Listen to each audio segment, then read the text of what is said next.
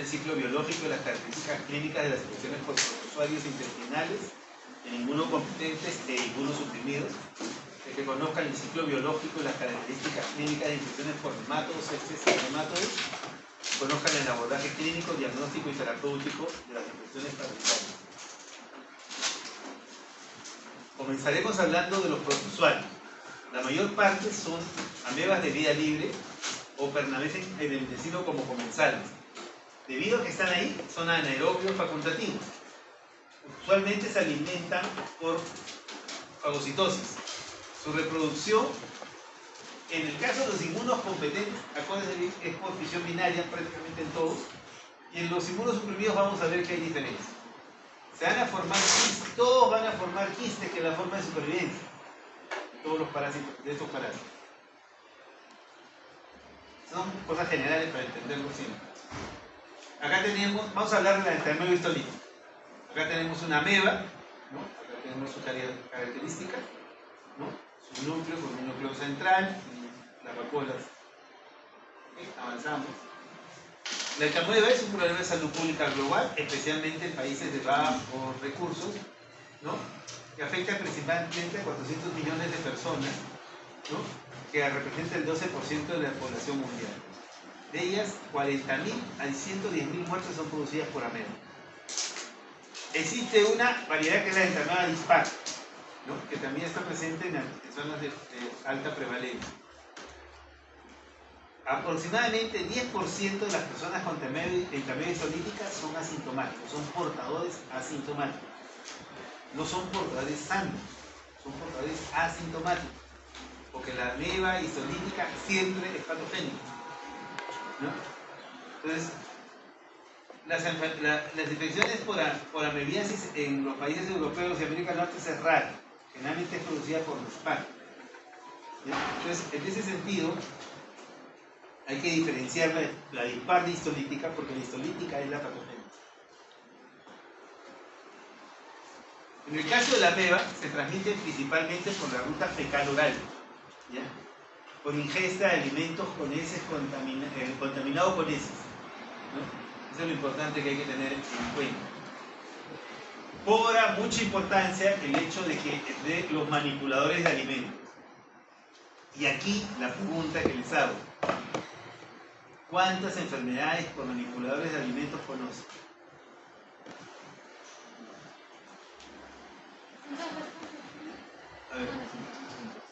A ver, levanten la mano. ¿Quieres contestar? Es un tímido. A ver. Tifoidea, salmonelosis, ya van 2. Hepatitis. ¿Ah? ¿Qué coli?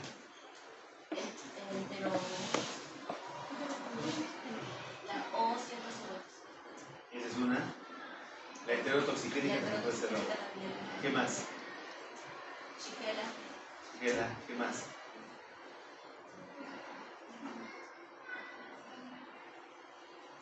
Hepatitis A y B. Hepatitis B. A y E. E dije. Pues. E dije. Ajá. ¿Qué más? ¿Ah? ¿Cuál? Cantidad que puede ser también. Entonces ya tienen una idea de más o menos lo que tienen, ¿no? ¿Ok?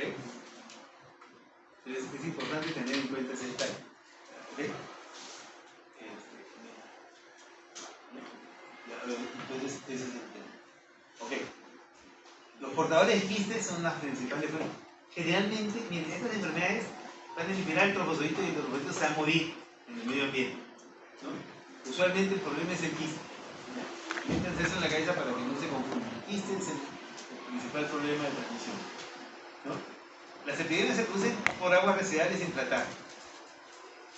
También puede haber transmisión, en el caso de la entamoeba histolítica, puede haber transmisión por relaciones sexuales, ¿no? Hablando de sexo oral, ¿no? Hablan básicamente, ¿no?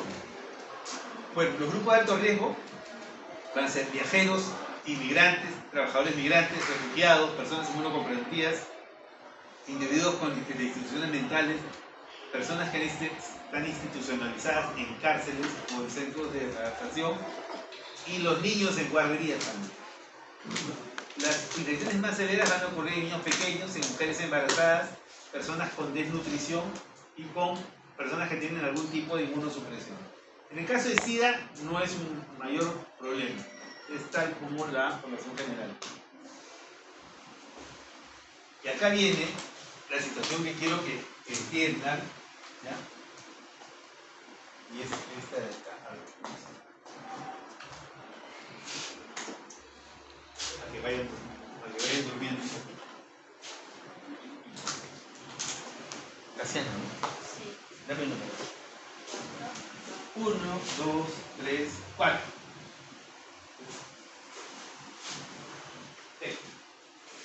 Sale un ratito. Entonces,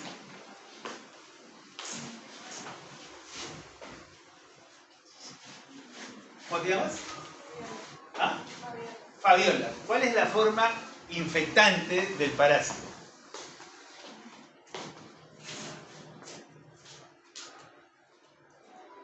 La forma infectante es cómo ingresa. ¿Dónde está la forma infectante? ¿Ah? Señálalo. La cabeza.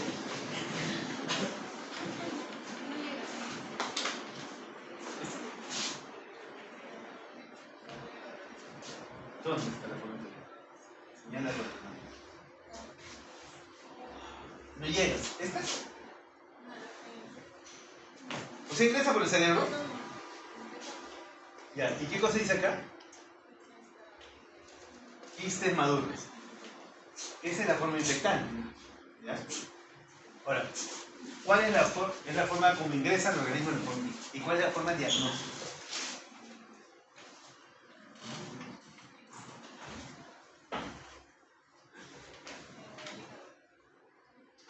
¿En el hígado, te aseguras? Ya. La forma diagnóstica es la forma como sale del organismo, ¿no? Y es quiste y trofodícitos en heces. Si tú ves acá, el quiste que sale por heces es el mismo quiste que está infectando, ¿cierto? Entonces, cuando el quiste es el mismo de aquí y aquí, quiere decir que aquí no ha habido transformación. Probablemente se murió el trofozoito, desapareció, pero el quiste sigue siendo el mismo, no ha habido transformación externa. Entonces, quiere decir que ni bien sale, es infectante, ¿cierto?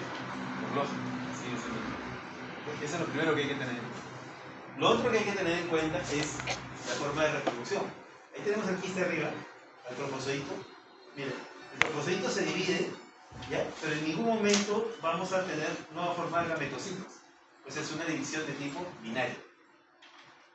¿Está claro? ¿Está entendiendo esa salud? Entonces, eso es lo que va a pasar con algunos gérmenes, ¿no? Entonces, cuando nosotros veamos una gráfica de este tipo, lo primero que tenemos que fijarnos es la forma infectante y la forma diagnóstica y ver si las dos son iguales. Si son iguales, quiere decir que no hay transformación externa, como acá lo ven. Pero si son diferentes, entonces dicen, oye, hay una transformación externa. Pero al no haber transformación externa, nosotros entendemos que ni bien sale, es infectante. ¿Estamos claros? Ya, Fabiola, anda nomás.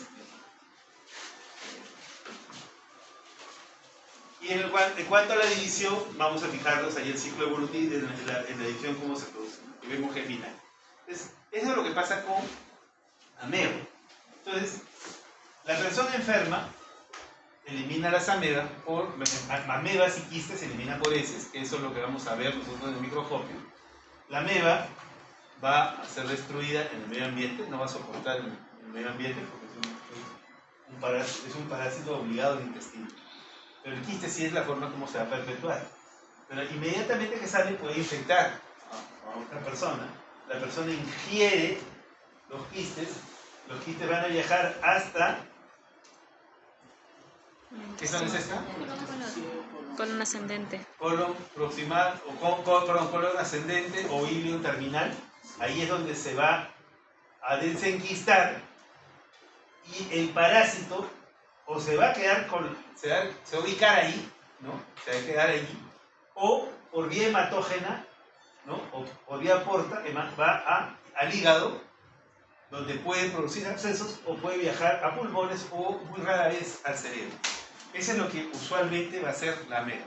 Ahora, se dice, ¿ya?, que hay un tipo de ameba que es solamente intestinal y hay otro tipo que invade hígado, ¿no? Eso siempre se ha manifestado. Pero esa es la forma en cómo se produce el ciclo biológico de la ameba. Entonces ya han entendido lo que es forma diagnóstica y la forma infectante, ¿no? Y cómo viene a ser la reproducción. Entonces, si les vuelvo a preguntar de otras cosas, la van a saber responder, ¿cierto? Porque ustedes son muchachos inteligentes. Salvo los artistas. Ok.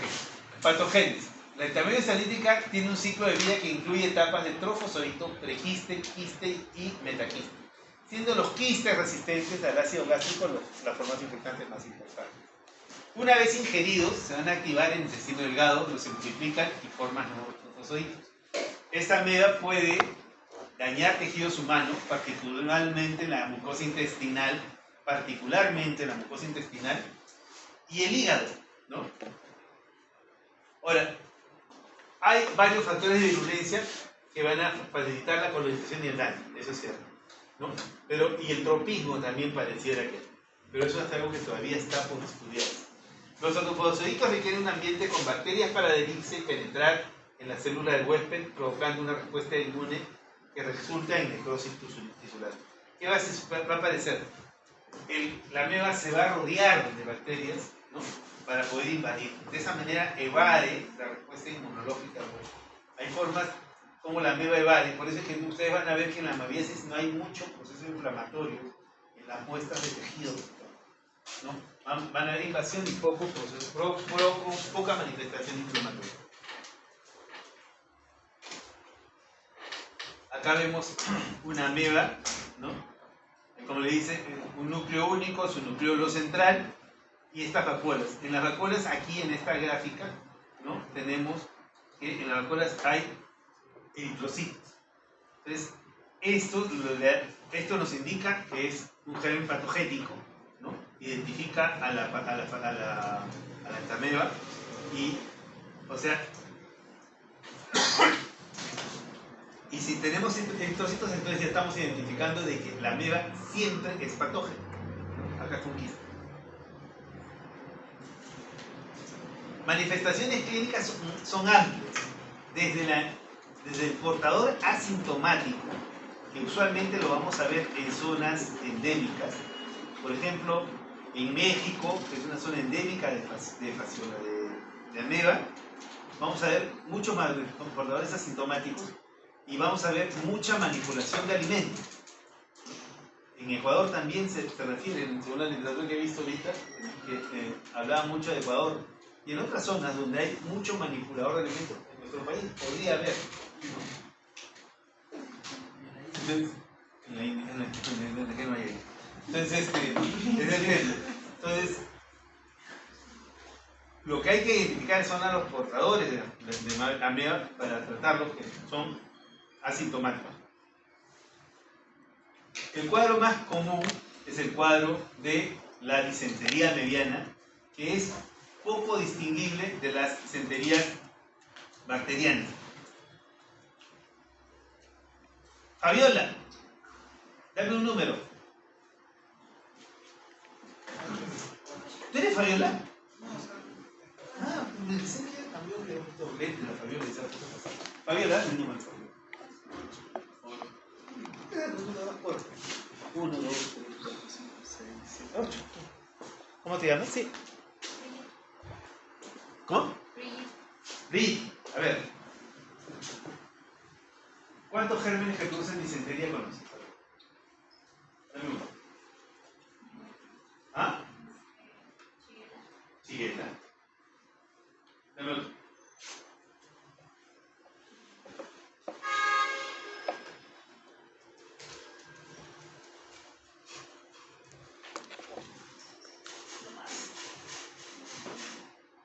Ya, dame un número. 1, 2, 3. ¿Cómo te llamas? Angelique. Dame, a ver. La pregunta es, gérmenes que producen disentería. 8, ameba. Ella es chía. Dame otro.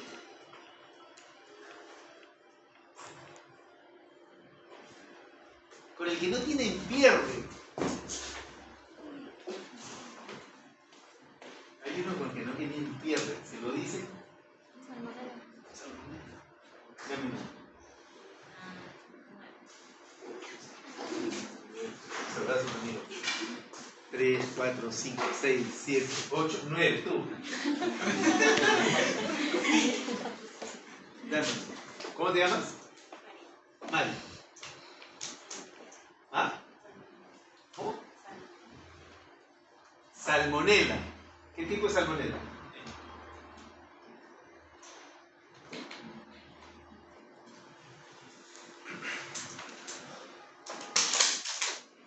¿Tifi o para ti? Y ya, dame un número. 1, 2, 3. Otro. ¿Ah? Germen que produce disentería. El virus hepatitis no produce disentería.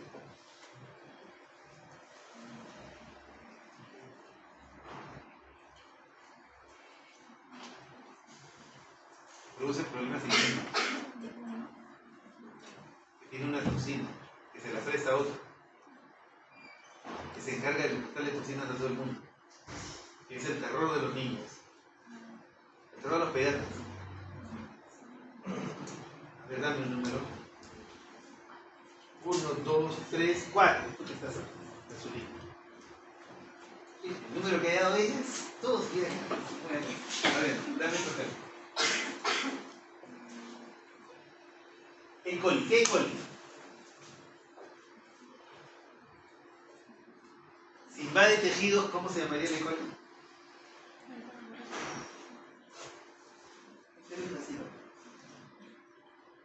Dame otro número.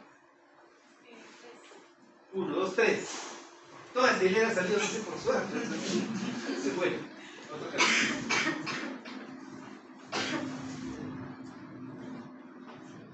No dicen el germen que yo quiero que digan acá. Hasta ahora. ¡Ah! ¿Qué? Está nueva. Y está ahí.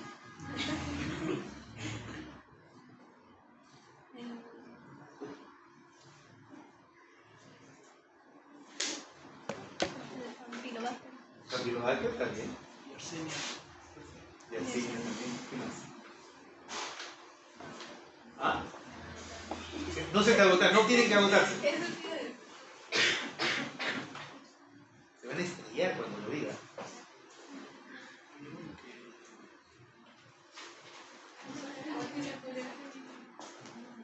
Chigela. Pero ya lo dijeron. No lo han dicho. ¿Quién dijo? Sí, lo dijeron. El primero que se dijo fue Shigella. Sí, sí, lo dijeron, no. Justo para todos. No. El primero que dijo fue Shigella. Ok. Bueno, volviendo al tema. Es importante. Valentín un colipatón. Ok, es importante que comiencen a hacer unidad clínica de todos los casos. ¿Entienden? Y a estas alturas, como le dije a sus amigos hace un rato, hoy día se aclava la tercera unidad, ¿no? Y como dicen en el fútbol, llegamos a los últimos minutos del partido. Entonces ya les quedan 3 clases y viene el examen. Y tienen que aprender a hacer unidad clínica de todo. ¿Entiendes? Transversalizar sus conocimientos. Entonces, por ahí van a encontrar a un médico que les dice, dame las 20 causas de tal cosa, y ustedes dicen, y entonces ya le dicen, todos los que producen, o sea, en su diagnóstico diferencial, todos los que producen disentería mediana son este, y este. Entonces ya, bien. Entonces esa es la manera como, ¿no? O cuántos son producidos por que producen enfermedad de viajero. Entonces, ese tipo de cruces tienen que aprender a hacerlo. Más si van a ser clínicos. Si van a hacer cirujanos no hay problema. No tienen que aprender. Ok, entonces, En cuanto a las manifestaciones, bueno, perdón, estoy adelante. Entonces, en el caso de las invasivas vamos a tener disentería mediana, que es el esputo rectal. Si la bacteria, si la ameba pasa a torrente sanguíneo, va a invadir hígado y va a producir absceso hepático, ¿no? Que vamos a ver luego. O también puede producir por vecindad, compromiso pulmonar, o también diseminación al cerebro por problemas inmunológicos de la persona.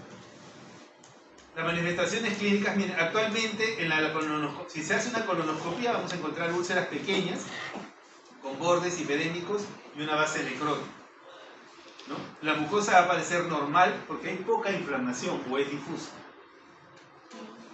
Complicaciones que pueden tener pacientes: sangrado, perforación, poliposis. Que me vea así. Y con el árbitro creo que el árbitro está llamando.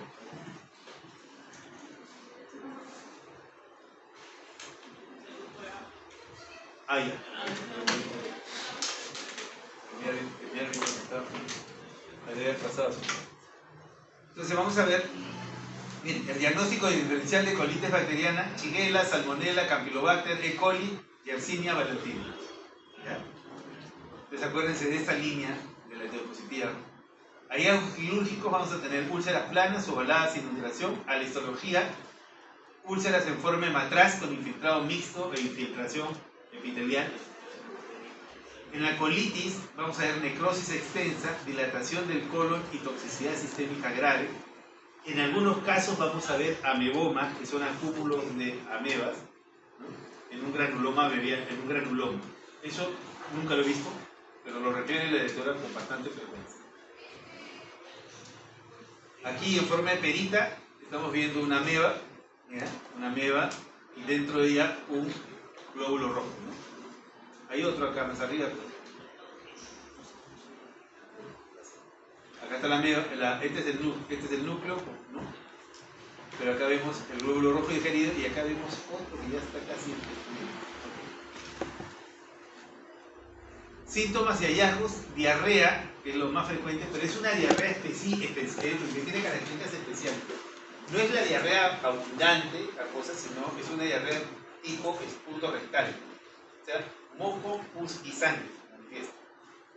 Entonces, y la persona tiene mucho dolor, va al baño, defeca en poca cantidad, en estas características con eliminación bastante de gases, ¿no? Y luego de ello tiene sensación de querer seguir defecando, que es veneno. Entonces, y realmente solamente elimina hay este tipo de eliminación de eso. Entonces, hay que tener en cuenta ese detalle, ¿no? Que realmente sea indistinguible, puede ser poco distinguible de las otras enfermedades disentéricas. Pero en el caso de ameba, la fiebre no es tan frecuente. En el caso de shigellosis, sí, ¿no? Y en la ameba no hay tanta bacteremia. En el caso de shigellosis, sí hay bacteremia. En la Campylobacter también hay bacteremia. Entonces, hay que tener en cuenta esas manifestaciones clínicas. ¿Ya? Dolor abdominal, duración de síntomas puede ser de una úlcera de 1 semana, que es frecuentemente, ¿no? 2 a 4 en una pequeña proporción. Y los hallazgos, miren, la fiebre no es una característica importante, está en el 38% de casos, menos de la mitad van a presentar fiebre. Acá vemos algunas piezas anatómicas de un caso de úlcera por ameba sintética, ¿no? Se sacó partes del intestino con las grandes perforaciones que tienen. Si ustedes se fijan en la lámina, van a encontrar que hay varios puntitos ahí, ¿no? Que indican las ulceraciones. Y dentro de las úlceras van a encontrar las amebas. ¿No? Acá para que lo vean, acá se nota más clarito. Acá también se nota bastante la ameba. Aquí la flecha casi la ha tapado la pobre, ¿no? Entonces, y en esta de acá vamos a ver aquí.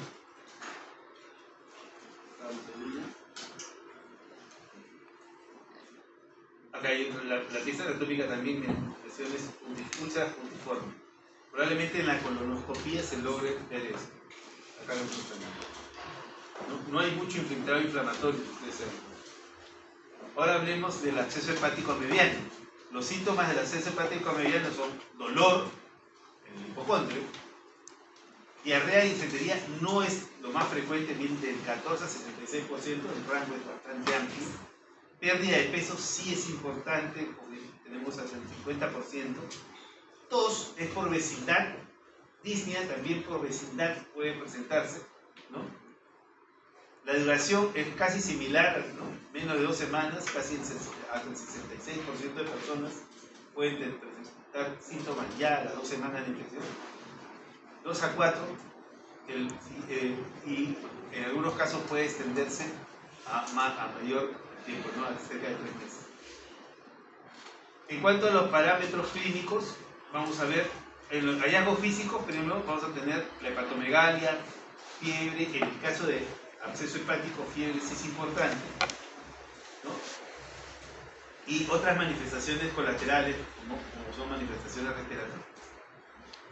En cuanto a los hallazgos de laboratorio, miren, la bilirrubina no es una característica importante, menos del 25%. Los leucocitos podrían estar elevados, ¿no? Pero tampoco no es algo tan llamativo, ¿no? Para un absceso mediano nosotros esperaríamos encontrar unas leucocitosis mucho más marcadas.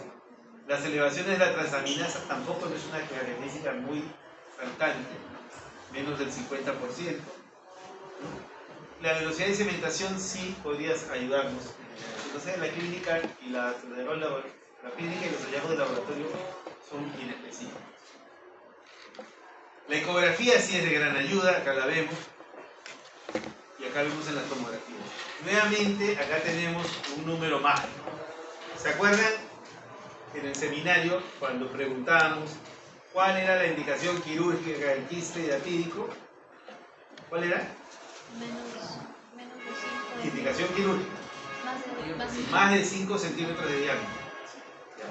En el caso de la entamueva, en el caso del absceso amebiano, la indicación de drenaje es también 5 centímetros. Entonces, ahí está el número mágico. 5 centímetros, el absceso de 5 centímetros son quirúrgicos. 15 de 5 centímetros son quirúrgicos, ¿no? Es un parámetro que hay que tener siempre en cuenta.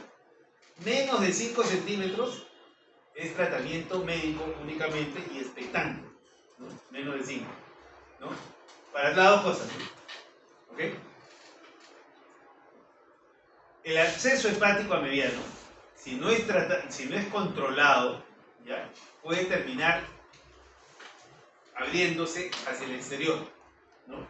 Y vamos a tener cuadros como este de aquí, que se ha aperturado a abdomen y drena una pus de color achocolatado, ¿no? Color marrón claro, ¿sí? Entonces, ese es el caso de los abscesos que no son tratados y se abren hacia donde. Ese es el que hay que tener en cuenta en amebas. Por contigüidad, podría diseminarse hacia arriba y producir empiernas, ¿no? Como en el caso de este paciente, ¿no? Que vemos que ha producido una empierna, ¿no? Obviamente estos son tratamientos quirúrgicos de todas maneras. Ahora, otras formas intestinales de ameba, la peritoneal, cuando se abre al peritoneo, vamos a tener una peritonitis, pericárdica, si se abre hacia la zona pericárdica, pleuropulmonar, lo que hemos hablado hace un rato, cerebral, por vía hematógena, se deposita al cerebro, que es rarísimo, yo no he visto ningún caso, ¿ya? Solamente he leído algunos en la literatura médica, algunos casos, y generalmente están comprometidos, son personas inmunosuprimidas. Geniturinaria, porque si se drena hacia peritoneo entonces a retroperitoneo podría haber una manifestación de ese tipo. Y la cutánea es cuando se apertura a piel, ¿no? Entonces eso hay que tener en cuenta en cuanto a las formas de amebiasis. El tratamiento siempre ha sido metronidazol. Metronidazol único es el tratamiento médico de la amebiasis. Sin embargo, si ustedes ven el texto, o sea, el manso, le va a dar estas opciones, ¿no? Miren, al portador intestinal asintomático dice diloxanida, paramomicina y hidroquinol. Difíciles de encontrar, al menos en el medio no lo van a encontrar. Y en el caso de las formas sintomáticas, hablan de combinación del metronidazol con diloxanida.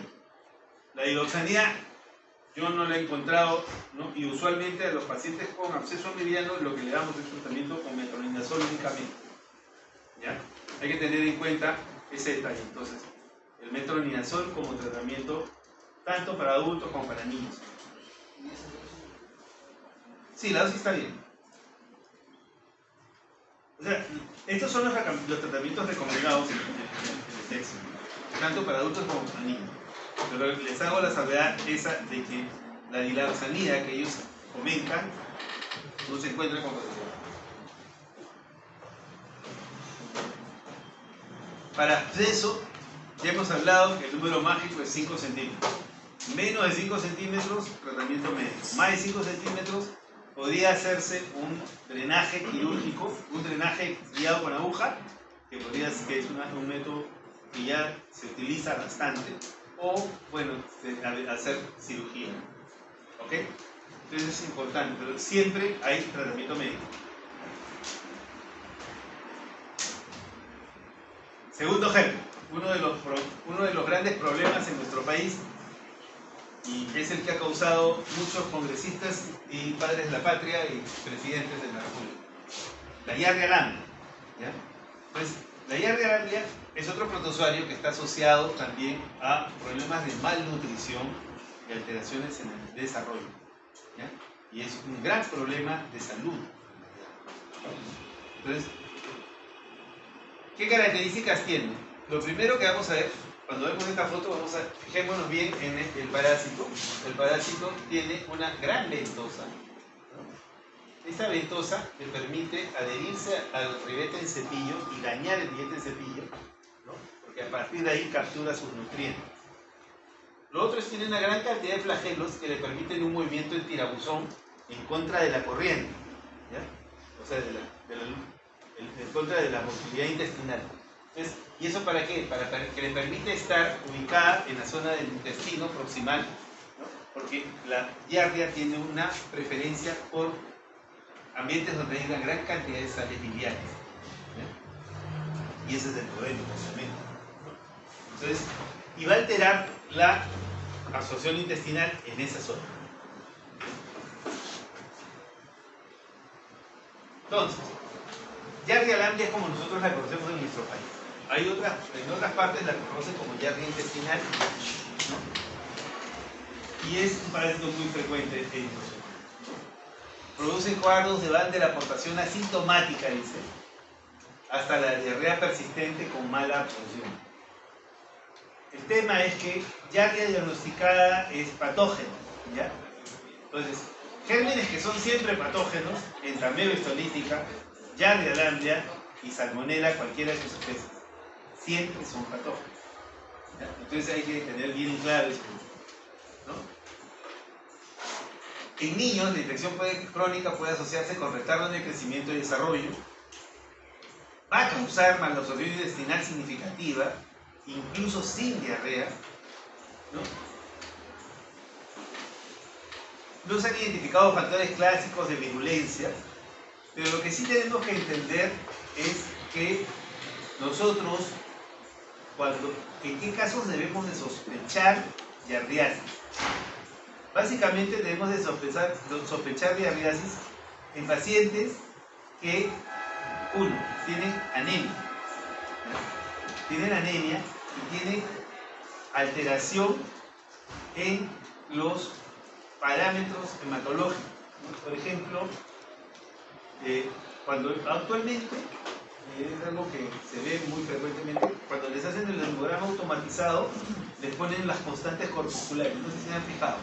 Entonces, si nosotros nos fijamos en las constantes corpusculares, si están alteradas, nos están hablando de deficiencias de vitamínicas, y generalmente está asociada con factor intrínseco de deficiencia de vitamina B. Entonces, cuando ustedes ven anemia y alteración en la vascularidad, cuando ven anemia y cuando ven alteración en las constantes corpusculares, ustedes tienen todo el derecho de pensar en un problema en la absorción.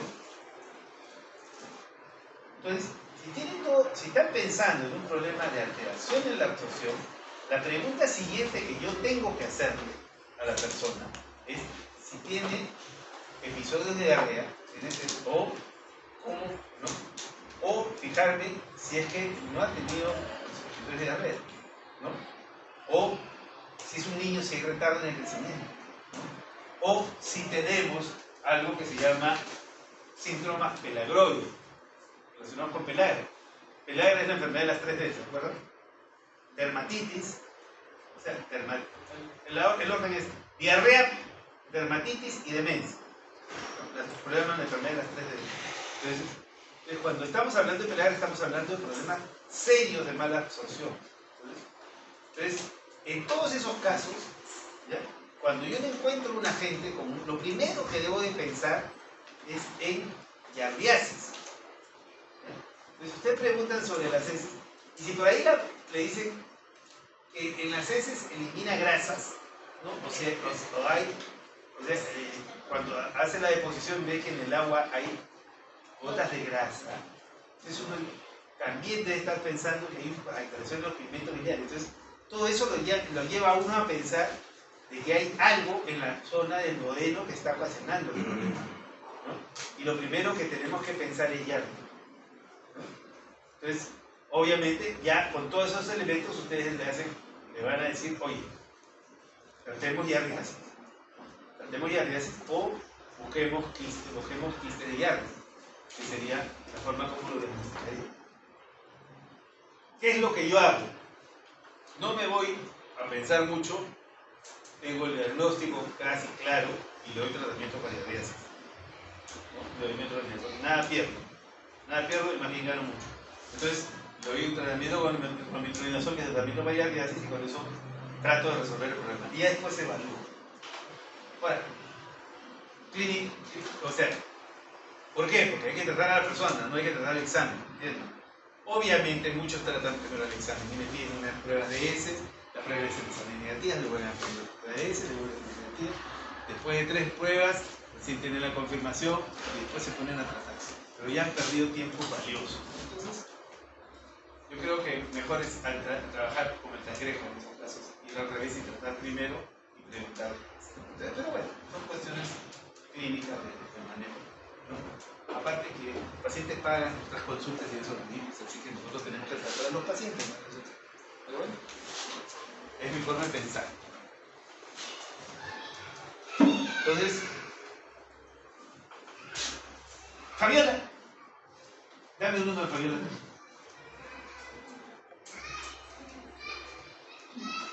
1, 2, 3, 4, 5, 6, tú, lo mismo.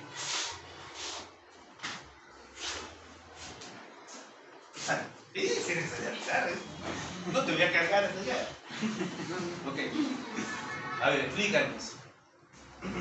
Señores alumnos, ¿cómo te llamas tú?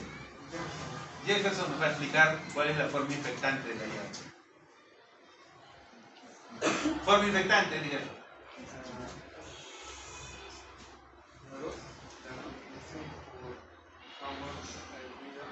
La forma infectante es quiste. Ya. La forma diagnóstica.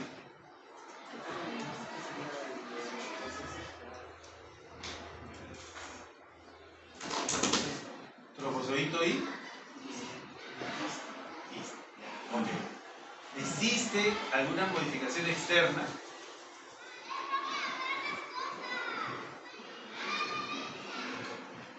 ¿El quiste que tú tienes abajo es el mismo que el quiste que tienes arriba? ¿No? Este quiste es igualito que este de acá. Sí, o sea, no hay una transformación externa. Por lo tanto, es infectante ni bien sale, ¿cierto? Ok. Entonces, eso es lo que hay que tener en cuenta. ¿Y cómo es su multiplicación del parásito? Binaria. Es binario, perfecto. Porque no genera ni gametocitos, nada, no es binario. Se forma que los adultos. Ya, ok, listo. Ándale, muy bien. Ya, entonces, eso es lo que hay que comprender. ¿Ya? Entonces, Mientras no hay una transformación externa, si no hay transformación externa, quiere decir que inmediatamente es infectante. El trofosfato se va a morir, ¿no? Ya lo entendemos claramente, ¿no? Miren, se aloja en el intestino delgado. Entonces, eso es lo que hay que comprender cuando vemos el ciclo biológico.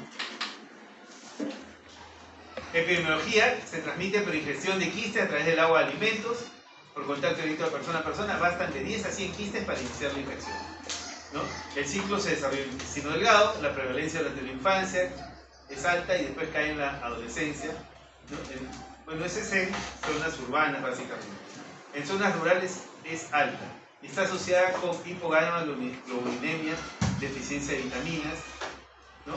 Miren, el quiste es resistente al ambiente, a la cloración convencional. La transmisión ocurre en agua, alimentos frescos, piscinas, contacto estrecho, especialmente guardería y sexual.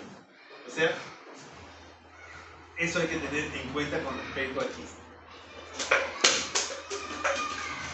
Como hemos hablado, la patogenia es multifactorial, incluye el daño, el remodelado epitelial, porque daña el reborde en cepillo, las microbiosidades, altera el metabolismo de las sales biliares, ¿no? El disco ventral, que se adhiere a la mucosa, daña la microbiosidad, altera la actividad de las disacaridasas, que se asocia a una mala absorción de carbohidratos y aparición de diarrea. También hay evidencia citotóxica producida por Yardia. Básicamente, ¿por qué? Las toxinas que puede producir la Yardia es para anular el peristaltismo. Entonces, tiene diarrea y tiene mala absorción intestinal, y ustedes inteligentemente dicen, tiene diarrea, tiene mala absorción intestinal, quiere decir que se va, o sea, no digiere. Entonces, ustedes en su inteligencia, ¿no? Espiritual, por decirlo, porque en la iluminación que han tenido, le agarran, deciden darle Lomotil al paciente, dan loperamida. Entonces, cuando le dan loperamida al paciente, lo que hacen es retener a las yardias, ¿ya? Y producir más malabsorción intestinal, ¿no? Entonces, esa es otra razón por la cual no se debe utilizar ni antiespasmódicos, ni se tiene que utilizar medicamentos antimotilidad como el loperamida. No se usa, no se tendría que usar. ¿Okay? Porque van a perpetuar la presencia de la yardia. O sea, ahí están tratando no están tratando al paciente cuando hacen eso, no están tratando a la yardia, ¿ya? Porque le están dando más tiempo para que se quede ahí y van a intensificar la mala absorción. O sea, mucho cuidado. Por eso es por el tema de mucho cuidado con el tema de inhibir el peristaltismo en estas zonas. Acá tenemos una microfotografía de la yardia, ¿no? La carita vieja, ¿no? Y los quistes, ¿no? Para que vean.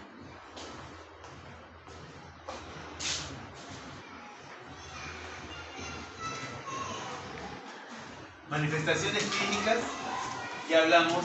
La manifestación de la diarrea bueno, principalmente lo que vamos a ver es alteraciones en la nutricional, malabsorción intestinal y alteración en el crecimiento y desarrollo infantil. Importante tener en cuenta eso. Ya hemos hablado de la transmisión de viajeros. Miren, puede estar asociada con deficiencia de la lactosa, con tolerancia a la lactosa. Entonces, la pregunta que yo me haría es, ¿cuántas intolerancias a la lactosa son realmente intolerancias reales por deficiencia de lactasa, o cuántas son producidas por una yardiasis, ¿no? Entonces, ¿por qué? Porque cuando ustedes, o sea, nuestro país se caracteriza porque la mayoría de la población no consume tanto lácteo. Una cosa, no es lo mismo que si ustedes se van a Argentina, Paraguay, incluso ciertas zonas de Brasil, ¿no? Donde hay una gran cantidad de ganado vacuno, la producción de leche es muy alta, ¿no? La gente consume una gran cantidad de leche y lácteos.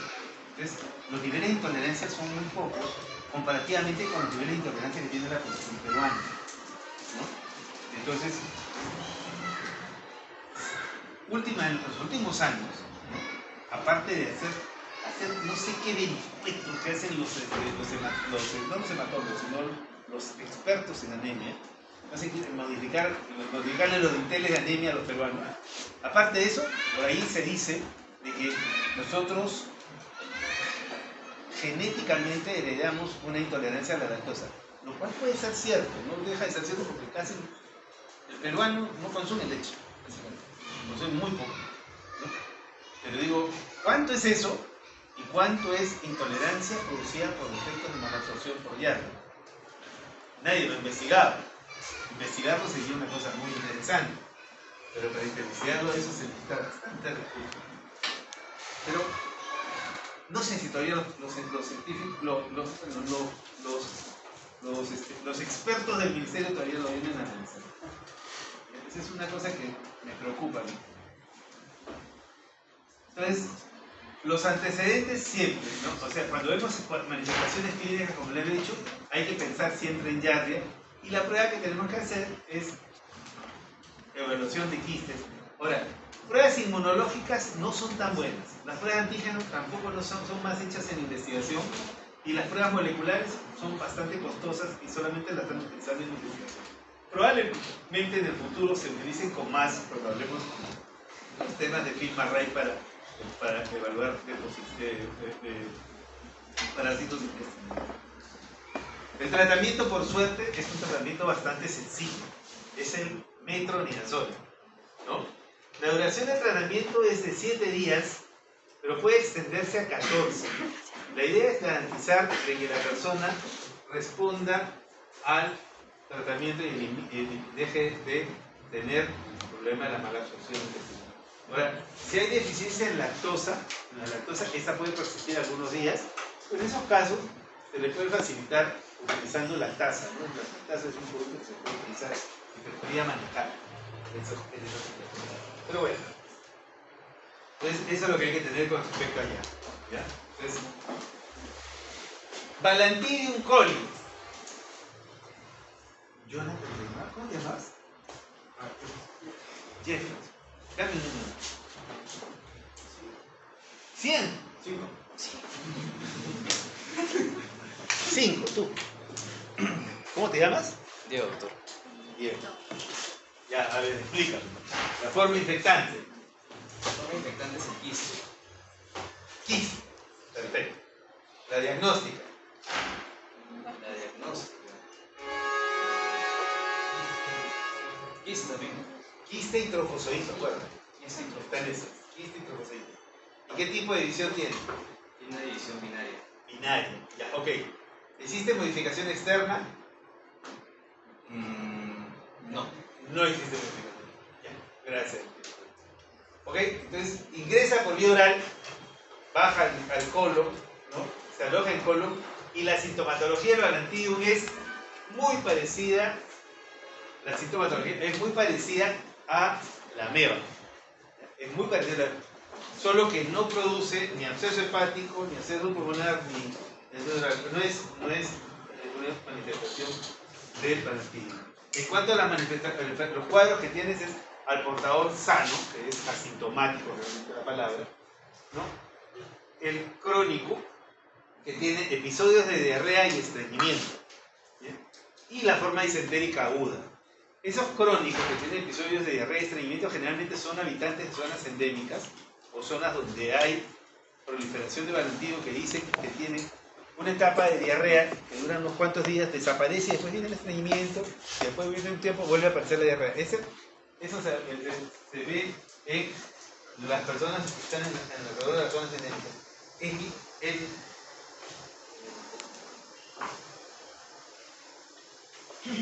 El Balantidium también tiene una característica importante que tiene algún componente sonoro, ¿no? Por ejemplo, ustedes no han conocido Lima antes, pero esta zona de Naranjal, ¿ya? Estaba lleno de chancherías clandestinas. No sé si en Jador eran chancherías. Me acuerdo cuando era chiquillo con mis amigos, nos veníamos a bicicletear por acá y nos paseamos con todas las chancherías, mirando todas las chancherías con la bicicleta. Ahora me han prohibido la bicicleta por la próstata. No, pero la cuestión es de que esto estaba lleno de chancherías clandestinas. Estaba lleno. Entonces, y la balantidiasis era un problema común, ¿no? Entonces, yo he llegado a ver balantidiasis hasta en mi residencia, que todavía esa era una zona no poblada. Estaba hablando de mi residencia hace 26 años, estoy viendo muchas cosas. Hace 26 años, ¿no? Que terminé la residencia, todavía veíamos algunas chancherías clandestinas por acá. No sé si hay, yo creo que no. Tal vez en la zona del Callao, por ahí, cerca de lo que era el antiguo aeropuerto. Pero ya, ahora ya no se ve tanto. Entonces, ya con la urbanización se ha perdido, pero la balantidiasis sí se ve en zonas rurales. Ya se complicó la cosa aquí. Ahora vamos a hablar de los protectores de inmunosuprimidos. ¿Ya? Entonces, sé que les voy a complicar la vida acá, pero lo voy a hacer. Aquí lo que arriba he puesto es el ciclo biológico, ¿que ven? Quiste de pared gruesa, ¿ya? Acá dice quiste de pared gruesa, y arriba la forma diagnóstica y la forma infectante es el mismo. No hay una modificación externa. En el caso de criptosporidium, ¿no? Quiere decir que puede haber infección, ¿no? Reinfección acá, por ejemplo. Ahora, dentro del intestino, lo que vamos a ver es esto. Miren, el bicho entra, acá se desenquista, se coloca en el ribete del cepillo y acá comienza a hacer una multiplicación binaria, asexual o binaria, ¿no? Entonces, este es el ciclo que va a seguir perpetuando en la persona, pero en algún momento hay una modificación, pasa a ser un merozoitas y va a haber una reproducción sexual, ¿no? Se va a formar el macrogametocito femenino, macro siempre femenino, y el microgametocito es masculino. Entonces, van a formar un cigote, el cigote después va a formar el quiste que va a salir al exterior y va a infectar. Entonces, aquí ya el tema, hay una reproducción sexual y asexual, ¿no? Pero lo que tenemos que tener en cuenta es que se invade el ribete del cepillo, y al invadir el ribete del cepillo lo que vamos a tener, ¿qué tipo de diarrea? Disentérica. No es disentérica, se invade el ribete del cepillo. Malabsorción, vamos a tener acuosa la diarrea. ¿Ya? O sea, al invadir el ribete del cepillo, tú vas a tener mala absorción y la diarrea va a ser acuosa y abundante. Generalmente, esto se produce en ¿quiénes? Se producen en los inmunosuprimidos.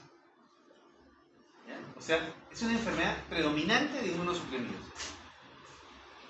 Lo mismo vamos a tener, acá lo vemos, avanzamos. Lo mismo vamos a tener en el caso de la Cyclospora cayetanensis.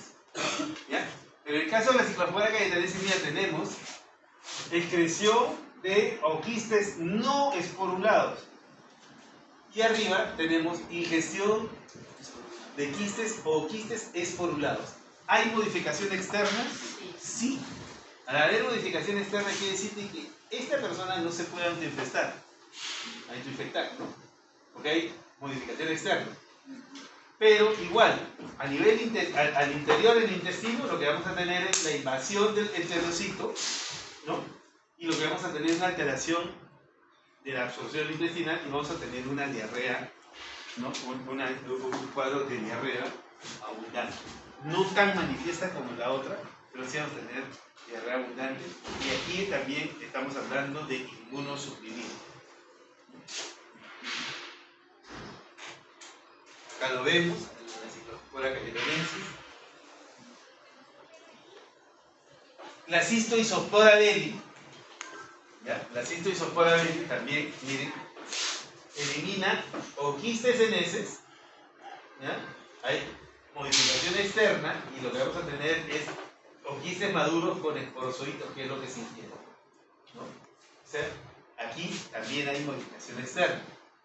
Y también vamos a tener la misma situación, ¿no? Invasión del enterocito, ¿no? Y luego una fase sexual, ¿no? Con macro y microorganismos.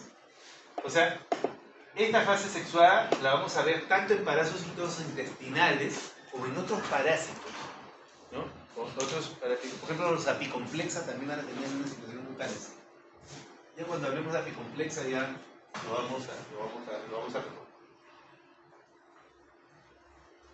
Esta es una mnemotecnia, que es la cucharita de la abuela, ¿no? La cucharita de la abuela tiene tres partes, ¿no? La parte redondeada, que es la cuchara en sí, tiene el tubito y tiene la parte plana, ¿no? La parte de la cucharita, la parte de la...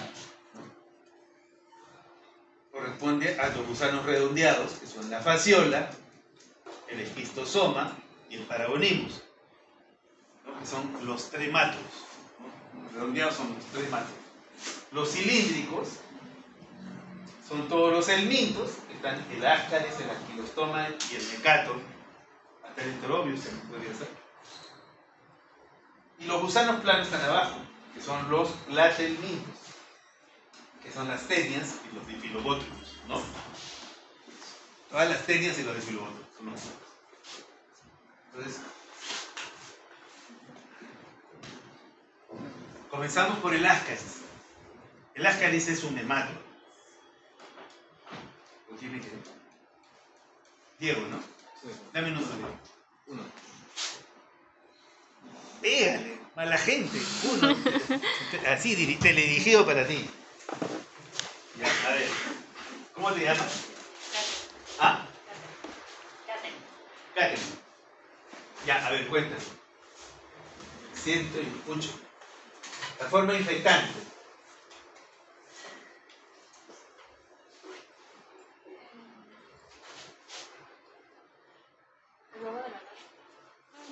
Huevo. Huevo. Huevo embrionado. ¿Ya? Huevo embrionado con la larva, obviamente. Entonces, mire, el huevo embrionado es la forma infectante. ¿Ya? Entonces, el huevo embrionado y la forma diagnóstica.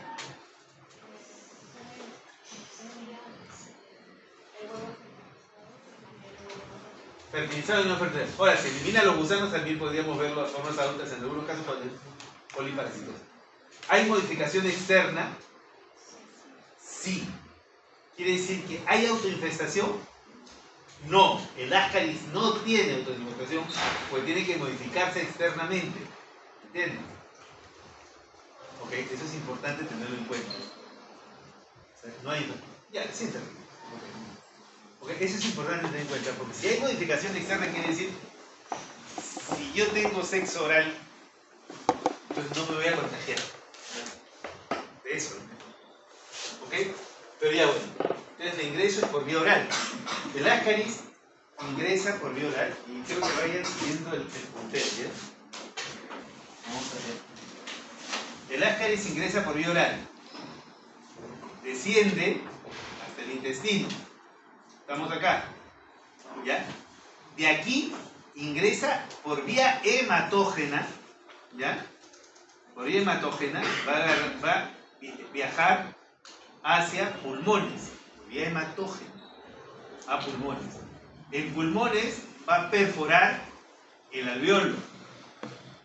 Una vez que perfora el alveolo, ingresa a la vía aérea, ¿no? Sube por la vía aérea, ¿no? Sube por la vía aérea y se deglute, y al deglutirse vuelve a ingresar al intestino, ¿no? Y entonces ya una vez ubicado en el intestino, vamos a tener las formas adultas. El gusano grande es Femenino. y el gusano pequeño es el masculino, ¿no? Porque hay dimorfismo sexual. Entonces, ahora, una vez la hembra puede eliminar huevos no fertilizados si solamente hay hembras, ¿no? Pero si hay machos, entonces puede eliminar el huevo fertilizado. ¿Entienden? Ok. Este fenómeno que vemos acá, que ingresa por vía hematógena, llega al pulmón, perfora el alveolo, viaja por vía aérea, es el ciclo de Loci. ¿Ya? El ciclo de Loci. Entonces, ¿el ascaris lumbicoides hace ciclo de Loci? Sí. ¿Ya? ¿Ok? Si hay una gran cantidad de parásitos, esto va a ser sintomático y vamos a atender el síndrome de Löfgren. Una gran cantidad de parásitos. Si no hay mucho parásito, prácticamente va a pasar desapercibido. Pero hay que tener en cuenta ese detalle. ¿Ya? A menudo no presenta síntomas. Algunos tienen su gusanito y es su mascota. Y no hay ningún problema, no vamos a tener ningún problema con él, ¿no? Solamente nos vamos a dar cuenta que tenemos el... Bueno, nosotros no nos vamos a dar cuenta, sino nuestros deudos se van a dar cuenta que tenemos nuestra mascota el día que nos muramos y se salga porque siente frío, ¿no? Entonces, ese día lo van a descubrir. Entonces, ¿te acuerdas de él? Sí, teníamos años. Esas son cosas ya de historia. ¿Ya? Pero ahí no va a producir síntomas, no va a pasar nada. ¿Ya? Si tuviera una gran cantidad de gusanos, ahí sí va a tener manifestaciones. Y las manifestaciones más importantes van a ser el problema alérgico relacionado con el síndrome de Loeffler, ¿no? Que lo vamos a hablar después. Y la otra podría ser, ¿no?, Obstrucción. que el paciente tenga una poliparasitosis, cuyo mayor manifestación podría ser una pseudo o una obstrucciones intestinales por el parásito, ¿no? Generalmente, ¿no?, el parásito se mantiene a una temperatura más o menos estándar, pero a veces cuando la persona o el niño tiene fiebre o tiene alguna manifestación o la persona comió algún irritante, estos parásitos tienden a moverse, ¿no? Y pueden salir por boca, por fosas nasales, o también pueden salir por abajo. Mejor es que salgan por abajo, porque salen por arriba. ¿Ya? Entonces eso es importante. ¿Ya? Pero algunas veces, cuando sean multiparasitados, va a producir este problema que es la obstrucción intestinal. La obstrucción intestinal, que es una condición que puede ser muy grave en zonas donde hay poliparasitos. Síndrome de Loeffler, eosinofilia pulmonar simple, causa idiopática, ausencia de síntomas, o si no leves e inespecíficos, tos, disnea, febrícula. Si tienen la suerte de tomar una radiografía o un ataque en los momentos en que hay liberación de esos parásitos, van a poder ver alguna manifestación como una neumonía típica. Raro, es muy raro, ¿no? Tienen que capturarlo en el momento. De todas maneras, acá yo les añado un caso clínico de un niño, miren, paciente masculino, 4 años de edad, procedente de Conipata, Yungas, La Paz, de Bolivia, ¿no?, en el cual se le lograron hacer la captura. Miren la eosinofilia que tiene, 15%. Si tengo una eosinofilia marcada y manifestaciones pulmonares, podía pensar en un síndrome de Loeffler, ¿no?, como el caso de este niño. Yo les invito luego a que lo lean. Es interesante, está la referencia que les he dejado. ¿Ya? Ok, ese es el caso de la parasitosis intestinal. Tratamiento es el albendazol o el mebendazol, podrían ser, pero siempre hay que fijarse si es que no tiene una poliparasitosis. Si es poliparasitosis, si tiene no poliparasitosis, es mejor controlarlo, ¿no?, controlar al niño, porque puede ser grave, puede ser una situación muy grave. ¿Ya? Ok. Tenia, no voy a hablar de cistecorosis para nada, eso ya se habló en la práctica. Lo que sí es, hicimos algunas preguntas importantes en ese momento, que era la forma diagnóstica, que era los huevos o las proglótides que son eliminadas, tanto pasaginato o pasole. Esa es la forma diagnóstica de teniasis, ¿no? La forma infectante es la ingesta de carnes con presencia de quistes, es la forma infectante.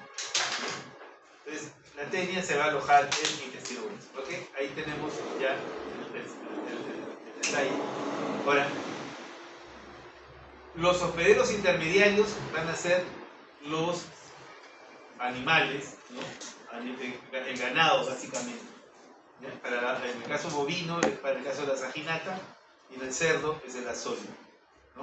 Por accidente, las proglótides no, los huevos pueden ser ingeridos por otra persona y va a desarrollar esta forma intermediaria que es el cisticerco. ¿Ya? ¿Qué es lo que tenemos que tener en cuenta en cuanto a salud pública? Principalmente, si yo diagnostico teniasis en un individuo, yo tengo que hacer evaluación de cisticercosis en la familia. ¿Ya? Al revés también funciona. Diagnostico cisticercosis en una persona, tengo que buscar cisticercosis en la familia y tengo que buscar al portador de la teniasis. Las dos cosas tengo que hacer. ¿Ya? ¿Por qué? Por la posibilidad que se pueda transmitir en los otros miembros de la familia, ¿no? Entonces, y una vez que trato con praziquantela a la persona, para la teniasis, ¿no? Lo que tengo que fijarme es de que elimine el excolex, ¿ya? Es la cabecita de la tenia, ¿ya? Entonces hay que preocuparse por eso, que elimine toda la tenia y el excolex, lo cual es una situación bastante complicada cuando se trata, ¿ya? Entonces, el diagnóstico es por examen de muestras fecales, básicamente, ¿no? Entonces, y hay que evaluar el escólex. Este es el escólex de la Solium. Miren, parece el peinado de algunos de sus amigos, ¿no? No miren a sus amigos que tienen cabeza de escólex, ¿ya? Entonces, y esta es la proglótide, que no es otra cosa sino el aparato uterino del parásito, ¿no? El parásito es hermafrodita. Acá vemos el escólex de Solium, ¿no? Peinado bien pack. Y acá tenemos el escólex de la saginaria. Las proglótides también tienen diferencias. Si ustedes miran, por ejemplo, estas ramificaciones que ven acá es el útero, que es un útero ramificado, ¿no? Acá adentro están todos los huevos. En el caso de Solium tiene menos ramificaciones, es de menor tamaño comparativamente con Saginata, que tiene una gran cantidad de ramificaciones, ¿no? Son fácilmente diferenciables cuando los pacientes la traen y no se desmayan, como algunas veces sucede. Este es el amigo de todos y el enemigo de cualquiera, ¿ya? Ok, el enterobios vermiculares. Igual, tenemos una forma diagnóstica y una forma infectante, ¿ya? Entonces, el huevo embrionado de la forma infectante. Ahora, ¿qué sucede con enterobios? El enterobios es un parásito muy común. Acá en Lima es, como le digo, aquel que no ha tenido enterobiasis que tire la primera piedra, ¿ya? ¿Ok? No digo síntomas de enterobiasis, que ha tenido enterobiasis. Síntomas pueden tener algunos, pero no quiero saber. ¿Okay? Entonces, la situación es la siguiente. La persona se contagia con esto, con el huevo embrionado que lo ingiere o se lo respira. La forma lo vamos a ver luego. Viene acá, viaja hasta el margen anal, donde la hembra va a esperar siempre en la noche, ¿no? En la noche y durante la noche va a salir del ano y alrededor del ano va a colocar sus huevecitos, que son los huevos, ¿no? Que todavía no son maduros, ¿no? Esos huevecitos los coloca en el margen del ano, ¿no? Pero en ese proceso el huevo produce un gran prurito anal. Entonces, ¿qué pasa? La persona afectada, que generalmente son niños, o sea, que inicialmente son niños, ¿ya? Entonces va a sentir prurito anal. Entonces lo que va a hacer el niño es rascarse, ¿no? Y al rascarse, lo que va a hacer es pasar a tener los huevitos, los va a colocar en las uñas. Al día, ¿no? Durante la noche dice, papá, ya, esa es otra cosa, ¿ya? Los papá come mi comida, y le pasa, ¿ya? Fueron. Entonces, eso es lo que va a pasar. La otra situación es que el huevito tiene que madurar, secarse, y madura en pocas horas, no es que madura los 3 días, en pocas horas madura, ¿no? Y pasa a ser embrionado, ¿no? Se seca y cae en la ropa de cama o en la ropa del niño, ¿no? Cae ahí. Entonces, luego, ¿qué pasa? Cuando es secado, a la hora que se limpia la casa, ¿no? Se volatiliza a los huevos, ¿no? Y una vez que se volatilizaron a los huevos, todo el mundo se lo respira, ¿no? Todo el mundo se lo respira. Entonces, a todo el mundo se lo respira. Entonces, quiere decir que luego de un tiempo, ¿no?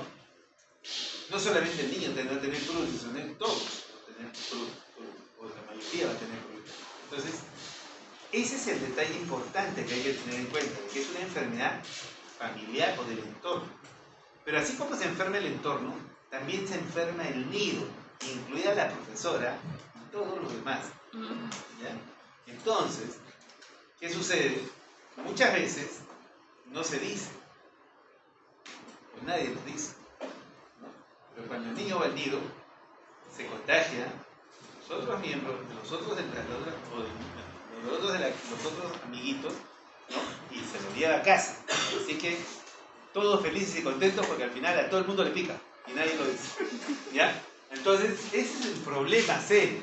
Entonces, ¿es importante cortar la transmisión? Sí, es importantísimo cortar la transmisión. ¿Ya? Porque está asociado a malestar, a dificultades del sueño, ¿no? Un niño que tiene prurito anal No duerme. no va a dormir bien, va a tener problemas, ¿no? Si un adulto que tiene prurito anal no la va a pasar bien, ¿no? El niño con mayor razón, por lo menos el adulto sabe por qué tiene prurito anal, ¿no? Entonces, ese es un tema. Y la otra situación que hay que tener en cuenta es de que la otra situación es que también puede producir otros síntomas, por ejemplo en las niñas.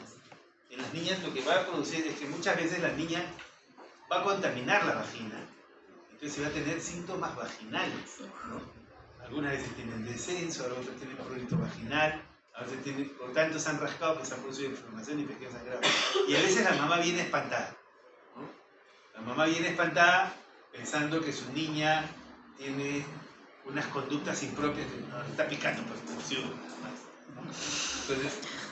Entonces hay que tener en cuenta eso, ¿ya? Porque es bastante molesto para el niño y preocupante para los padres. Entonces, en esos casos hay que explicar que es el luxuro, que está produciendo una vaginitis en la niña, una vaginitis por necesidad. Entonces, lo que hay que hacer ahí es tratar a toda la familia, incluida la nana, ¿no? La nana es parte de su familia, acuérdense, siempre, ¿no? Entonces, y a todos hay que tratar en el mismo momento, hay que hacer una limpieza general de la casa, ¿no? A todos se le da el albendazol, ¿no? En dosis única. El albendazol, recuerden que las pastillas son masticables, no es que se tome y se pasa, sino se tiene que masticar. En el caso de los niños es con suspensión y pueden tomar. Si no, lo muelen, pero todos toman la pastilla, ¿no? Desde el abuelito hasta el niño, pasando por la nana, ¿ya? Ok, todos. Entonces, y la vecina, entonces, pues, y también ver tratar a todo el nido, incluida la profesora y la directora. Entonces hay que tratar a todos, porque si no, no se corta la transmisión. Es difícil, es muy difícil hacer eso, pero hay que hacerlo, hay que tener conciencia de eso. ¿Cómo se hace el diagnóstico? ¿Ya? Para el diagnóstico existen varios métodos, y probablemente todo el mundo le ha dicho que usen la bendita cinta engomada, ¿no? La bendita cinta engomada, ¿no? Yo les voy a los que indican la cinta engomada, les voy a colocar yo la cinta engomada para que vean lo que se siente, ¿no? Entonces, al niño le pone una incomodidad a colocar la bendita cinta engomada, ¿no? Entonces, cuando lo único que van a hacer es diagnosticar, bueno, van a sacarlo y van a mirar en el cuerpo, sí tiene oxiduros. Pero si le pica, ¿qué tienen que hacer? Tratar simplemente. Te pica, trátate. Toma tu albendazol y le das a todo el mundo el albendazol. Entonces, el tratamiento primero, ¿no? El tratamiento primero y después se evalúan, ¿no? Los meses siguientes, ¿no? Tratamiento, limpieza. Toda la familia, tratamiento, esperan 2 meses y evalúan. Si quieren en ese momento, si ven que siguen teniendo síntomas, siguen tratando, ¿no? Y bueno, ya si quieren usen su cinta engomada o ven. La otra forma de hacerlo es durante la noche, ¿no? Durante la noche, y eso lo hace generalmente la mamá, ¿no? Es muy difícil que ustedes vayan a ver a ese cerro de allá a evaluar conciencia en la familia, ¿no? Tienen que ir de la noche, esperar que sea de noche, que el niño esté durmiendo, para abrir el anito, poner una linterna y mirar que los gusanitos se meten. Entonces, si lo pueden hacer, mis respetos, ¿no? Y si salen con vida, ok, mis otros no. Entonces hay que tener cuidado en ese sentido, porque es muy difícil hacer el diagnóstico de eso, pero esta es la forma como dicen que se tiene que hacer. No se piden pruebas de heces, ¿ya? En la prueba de heces no van a encontrar nada, ¿ya? Ni tampoco pruebas de laboratorio para hacer eso, ¿ya? Y yo creo que la sintomatología es bastante utilitaria como para poder hacer, ¿no? El diagnóstico. Y si alguien de la familia dice que le pica, a todos los trata, a no ser solamente el niño. Ya saben, tienen que tomar albendazol si tienen hermanitos, ¿ya? Acá está el parásito con la cinta engomada. Este es el parásito adulto, la hembra adulta. Y acá miren, este es cómo se ven los gusanos cuando salen alrededor del ano.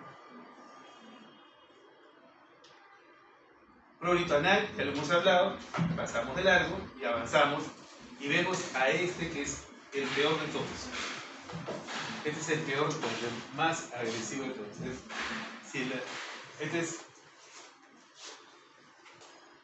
que son las uncinarias. Las uncinarias, ¿qué tenemos con las uncinarias? Miren, la forma diagnóstica es el huevo en heces.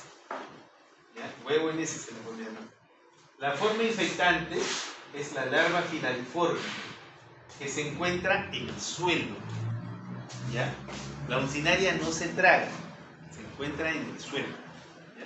Se encuentra en el suelo de la uncinaria. Entonces, hay una modificación que pasa por una larva ratitoide y esta es la que se encuentra en el suelo. ¿Qué pasa? ¿Cómo se infecta a la persona? La persona se infecta cuando camina descalzo en zonas de alta humedad donde se supone que había fecalismo y todo ello. Entonces, la larva filariforme va a penetrar por piel. ¿Ya? Va a penetrar por piel. Los que caminan descalzos, ¿ya? Y descalzo también es el que camina con sandalias. ¿Ya? Estoy en la selva y me voy a la zona donde hay tierra y camino con sandalias. Ya, también estoy ahí, ¿no? Ok, también estoy dentro del grupo de los descalzos. Por lo tanto, usen zapatillos. Aunque no les guste. Que se les vea feas. ¿Ya? ¿Okay? ¿Por qué? Porque es muy común. Okay. El bicho penetra por la piel, viaja por sangre, viaja por sangre, llega a pulmones, por alveolo, en esa vía aérea, sube, asciende, se deglute y el parásito después se aloja en el intestino. Como se ve, ¿realiza ciclo de Loci, sí o no? Sí, realiza ciclo de Loci. Pero la forma como penetra es a través de la piel, ¿ya? Para las uncinarias. ¿Ya? Y una vez que se aloja aquí, va a formar la hembra y el macho, ¿no? La hembra que es la grande y el macho que es pequeño. Miren, estos son los aparatos bucales del anquilostoma y del necator. Si ustedes se dan cuenta, más adelante lo vamos a ver, tienen como unas cuchillas que se van a adherir a la mucosa duodenal. ¿Ya? Y una vez que se adhieren ahí no lo saca nadie. Acá vemos a las larvas y acá vemos al parásito adosado a la mucosa, ¿no? Adherido por el aparato bucal. Es lo más parecido a Drácula. Cuando le dijeron que Drácula era un vampiro, les engañaron. Drácula es una uncinaria. ¿Ya? Drácula es una uncinaria. Acá está Bela Lugosi, lo están viendo con su dientecito. ¿Ya? Entonces, Drácula es una uncinaria y no te pica en la noche, sino te pica dentro del intestino. Entonces acá vemos al huevo, acá vemos a la larva filariforme y acá vemos el aparato bucal del anquilostoma. ¿Ya? De esta manera se adhiere a la mucosa y obtiene su alimentación. ¿Okay? Acá la vemos copulando en Necator americanos, macho y hembra. O el macho rojito, el delgadito, y la grande es la hembra, ¿no? ¿Okay? Acá tenemos al otro, al Necator americano. Huevo, la larva, y miren, el aparato bucal también, ¿no? ¿Ok? Entonces, uncinarias, anemia y desnutrición proteica, ¿no? El otro es la hiarrea, malabsorción intestinal. La uncinaria es anemia y destrucción proteica, porque se va a adherir a la mucosa, ¿ya? Y ahí va a succionar todo lo que necesita, ¿no? Entonces, produce graves casos de anemia y desnutrición cuando hay poliparasitosis. Es el causante principal de la anemia y la desnutrición en nuestro país. O sea, no es broma. Manifestaciones: eritema, prurito, ¿no? El síndrome de Loeffler, neumonitis eosinofílica, lo que hemos visto, dolor y distensión abdominal, anemia microcítica y crónica, eosinofilia, hipoalbuminemia, otras manifestaciones. General, síntomas agravados por pérdida de peso En estos pacientes lo que vamos a ver frecuentemente es un fenómeno que se llama pica. Es personas que rascan y comen tierra. No comen tierra, rascan y dicen, mira qué gracioso, comen tierra. No, es que todo está parasitado. Cuando ustedes ven el fenómeno de pica, ¿no? Eso de comer tierra, y comerse, ¿no? Eso es por una deficiencia marcada de fierro y nutrientes. Ahí le está diciendo a la persona que tiene una deficiencia marcada de fierro y nutrientes. Entonces, esa persona definitivamente tiene parasitos. Entonces, hay que tratarla para quitarla. Entonces, si ustedes ven un niño anemia microcítica, desnutrición proteica, ¿no? Anemia y desnutrición proteica y eosinofília, por leve que sea, ustedes tienen que pensar en uncinarias. Como ustedes están pensando en uncinarias, lo que le van a pedir al laboratorista es que le haga un test de concentración para uncinarias. Le digo, ¿sabes qué? Investigan uncinarias. ¿Ya? ¿Por qué? Porque tienen que hacer concentración de las muestras para poder identificarlo. En muestras frescas de ese no van a encontrar la paciente. ¿Ya? Es algo que tenga una gran cantidad. Como puede haber casos en selva, ¿no? Que dicen, doctor, mijito, ve, elimina unos gusanitos que parecen quinoas. Alguna vez me dijo, parecen quinoas. Entonces usted, cuando hacen quinoas, entonces cuando veía la heces del niño, realmente parecía que tenía quinoas, ¿no? Pero las quinoas no eran las quinoas, ¿no? Cada pedacito de quinoa era una uncinaria. O sea, imagínense la cantidad de uncinarias que botaban el chibolo. Tenían una cantidad brutal. Más chato que cueva. ¿No? Era desnutrido, todo. Una desgracia, una poliparasitosis que tenía por uncinarias brutal. Aparte de la anemia y todo. Entonces, hay que tener en cuenta ese detalle. ¿Ya? La selva le dicen chicuaco. Acá tenemos al desgraciado, ¿no? Miren, acá tienen el ribete en cepillo, ¿no? Acá tienen el ribete en cepillo, miren acá, ¿no? ¿Ven esto de acá? Esto de acá, ¿lo logran identificar? Acá han cortado el parásito a lo largo, y este es el aparato bucal. Y acá están, este es el aparato bucal que está absorbiendo nutrientes del ribete en cepillo, ¿no? A destruir el ribete en cepillo. Entonces, eso es lo que hace. Todo esto es un estómago muscular que produce un gran nivel de digestión, ¿no? O sea, eso es lo que hace el parásito cuando invade la mucosa.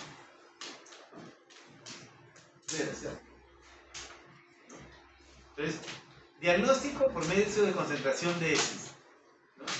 Usualmente va a ser muy difícil de encontrar, ¿no? Tiene que tener mucha experiencia el laboratorista y manejo muy importante de este tipo de diagnóstico. O sea, cuando ustedes tengan sospechas, traten nomás. Traten y empezar el tratamiento.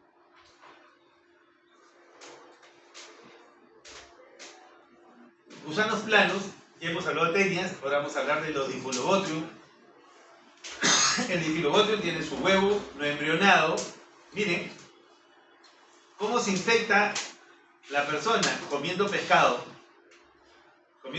con larvas. Pero entre el huevo y la larva del pescado hay todo un proceso de transformación externa. ¿Ya? Qué rico que es ese, ¿no? ¿Ya? Ok. Entonces, fácilmente medio Perú puede tener Diphyllobotrium no lo sabe. ¿Okay? Pero no es tan común, por suerte. Pero de todas maneras, esta es la forma como se infecta, ¿no? Manifestaciones generalmente producen manifestaciones gastrointestinales, ¿no? Es bastante molesto y, bueno, y en algún momento, como es la tenia más grande que existe, ¿no?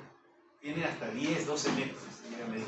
Entonces, no creo que sea muy agradable ver que uno elimine que comienza a eliminar una cinta que sin fin a través del ano. Entonces, eso es una cosa que se ve. Generalmente los pacientes vienen con segmentos de la tenia que no dan el no con una madeja que un segmento de la. Este es el escoles, ¿no? Y la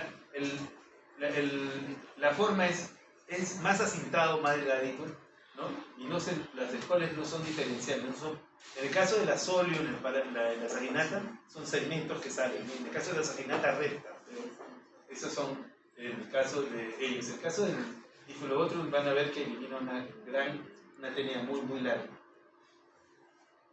Tratamiento es praziquantel, también igual. Todas las tenias con praziquantel van a notar.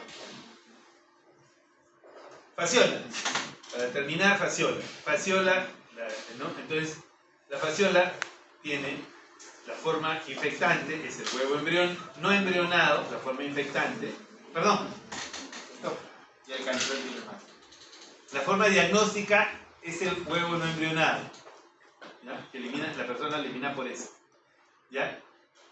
Una vez que se libera el huevo no embrionado, tiene que ir a un medio de agua, ¿no? O donde hay vegetales que se pegan con agua servida. Entonces, y se forma el miracidio que va a buscar a los caracoles del género Limnea. Caracol del género Limnea.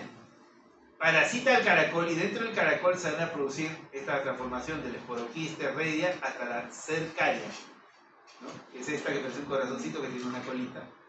Una vez que se produce la cercaria sale al medio ambiente nuevamente y busca vegetales de tallo corto. ¿Cuál es el vegetal de tallo corto? Tallo corto por excelencia que tenemos es el berro. El berro es al que más parasita este bicho, ¿no? ¿Ok? Entonces, parasita, se coloca en el vegetal de tallo corto. Entonces, y estos vegetales de tallo corto son ingeridos por los animales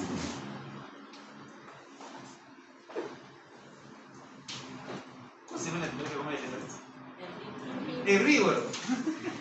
¿Qué tanto hablan de vegetarianos? ¿Quién lo piensa? ¿No?